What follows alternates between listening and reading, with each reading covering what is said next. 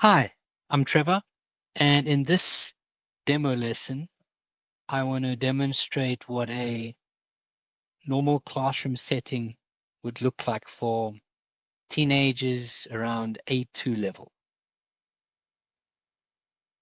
And it will be a little bit longer, but will give you a good insight of detail. Today's topic is weekend plans. By the end, students can talk about what they're doing, cinema, football, gaming, family. I start with a couple of photos. What's happening here? And then I pretend the student answers or someone calls it out in the classroom. Right, someone at the cinema. And this one, good job. I simulate the response. Why? Just to get English flowing before any new language.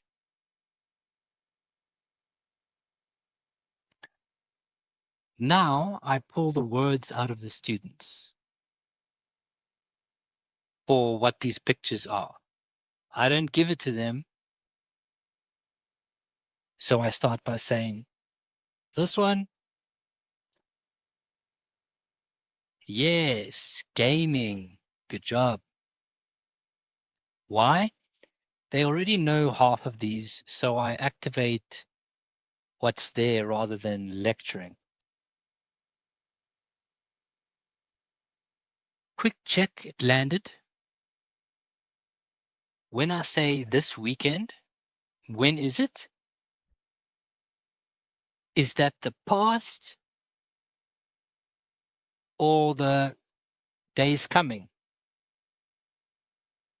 Why? This confirms meaning across the whole class, not just one student.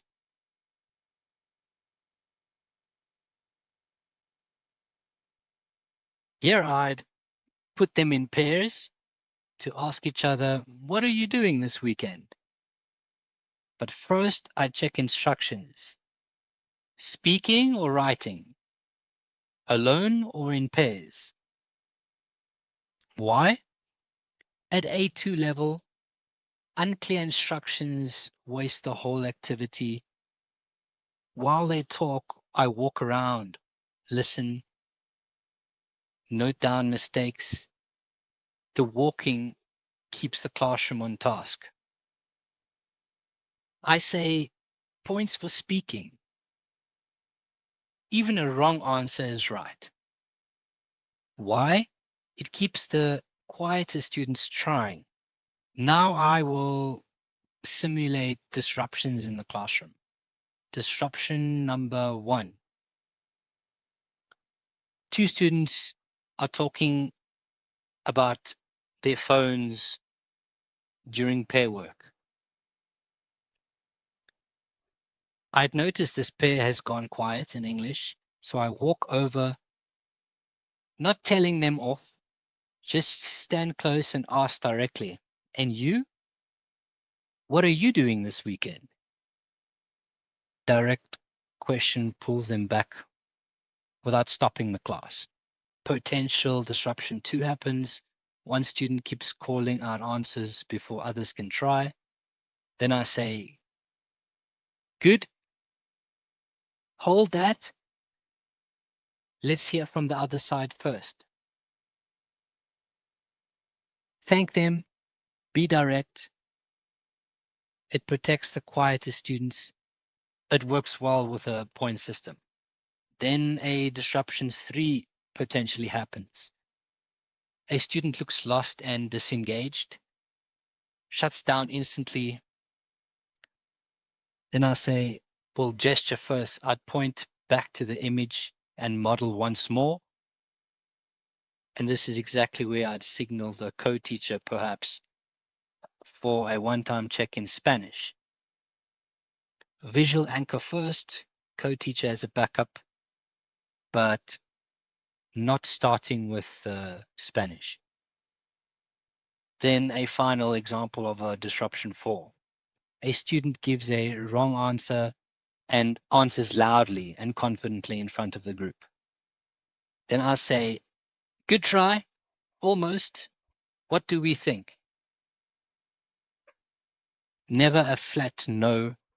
Open it to the group. Same principle as delayed correction. No one gets put on the spot alone. In pairs, they can plan a weekend together and present it. As I listen, I'm collecting mistakes, not interrupting. Why? Stopping the pairs would kill the flow and put them on the spot. At the end, I put a few words of their real sentences on the board. No names, not calling out anyone specific. Then the class fixes them together. What is wrong here? How do we say it? I go park Saturday. I'm going to the park on Saturday. We want go to the beach. We want to go to the beach. Stay home. No visit my friend. I will stay home and not visit my friend. Why? So the process of how this would go is I wouldn't give them the answer straight away. I elicit the correction from them, not tell them. Their own mistake becomes the lesson. If no one can answer, then we say the answer.